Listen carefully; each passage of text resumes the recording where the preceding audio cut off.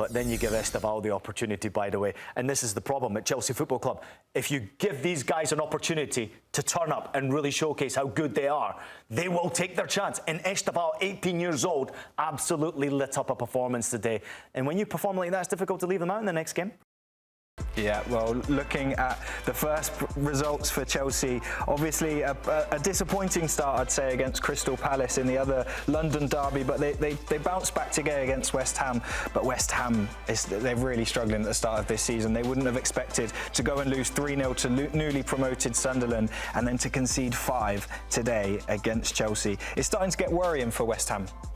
There's no doubt it's getting worrying for West Ham when you concede 5 goals like that in the fashion they did do, especially after a poor performance against Sunderland. I mean, this was awful again. It started off positively and we thought they had a couple of goals, only the offside rule ruling out Fulkrug's goal. But I do think West Ham are under a bit of pressure now, and I do think that Graham Potter's really on the hot seat. So early on in the season, when you see a performance like that, especially with a new goalkeeper coming into your team, sort of lacklustre defensively, right? I mean, Chelsea opened them up a number of times, and set plays seem to be the key for the Blues, especially in that second half, getting their goals. But Hammers look like they're just down and out at this moment in time. There's 2 things to look at with West Ham at the minute. Potter's points per game is the worst out of any West Ham manager in the Premier League era. They haven't necessarily recruited a lot of players in.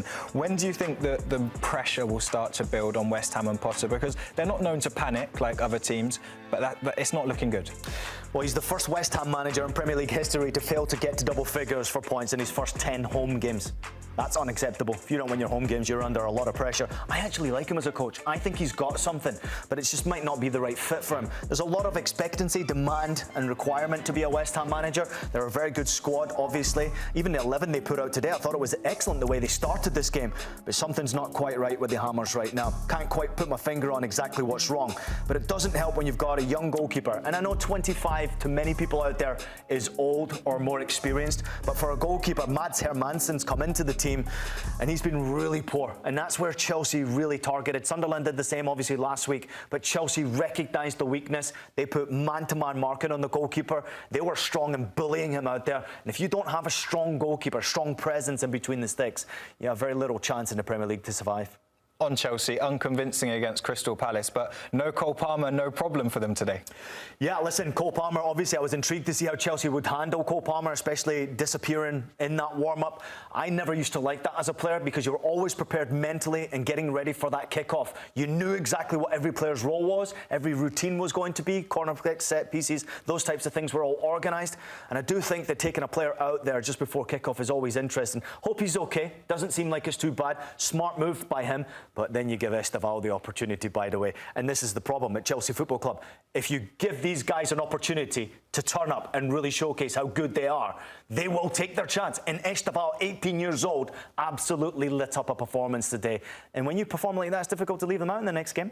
World champions, there's a lot of expectation on them to have a really good season. From the opening 2 fixtures, how much can we read from those performances in how Chelsea might fare this season? Well, they weren't very good in the first fixture. I got to put that out there. So they needed to be good in the second fixture against West Ham. It didn't start great for them. Conceding the goal was really poor. Thought they were slow in closing down.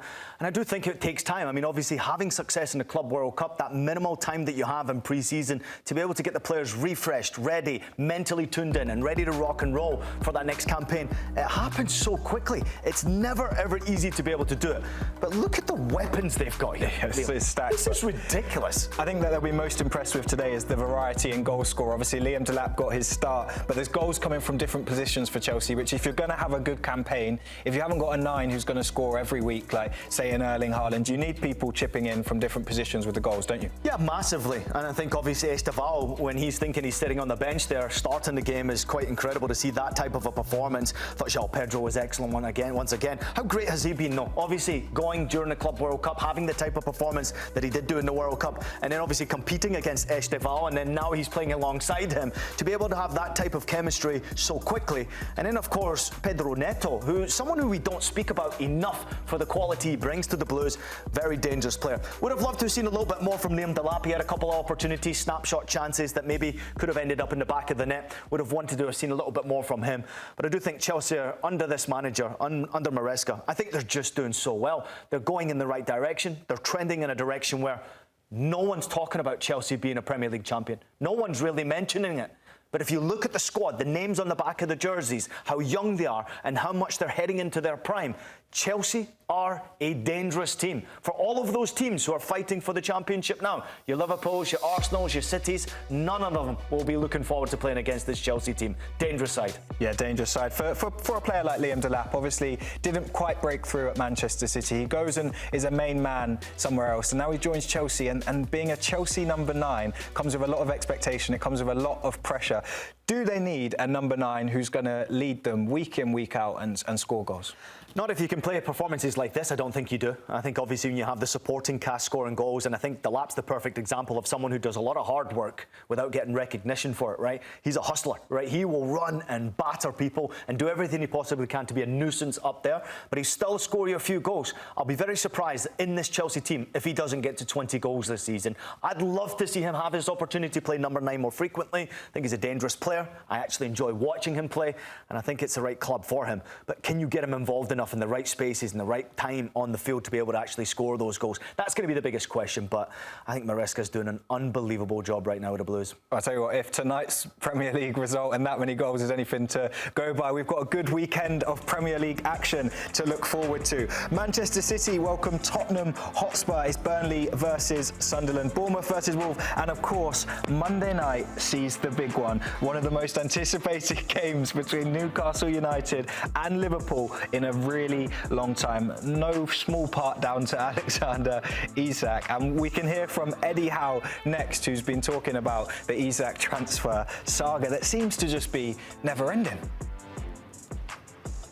My wish is that he would be playing on Monday night with us, but he won't be, and that's regrettable at this moment. But he, 100%, you know, I want to see him back in a Newcastle shirt. The club has to act in the best interest of Newcastle United, and it will do that in every situation. I think it's a lose-lose situation to a degree for us, because I don't think we can come out of this winning in any situation.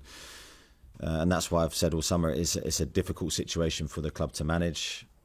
We love Alex in the sense of what he's done for the football club since he's been here, what he's contributed, what he's given, how professional he's been. And this has just been an unfortunate few months that it looks like it's coming to an end. Well, it will come to an end pretty quickly, and then we can focus on the football again.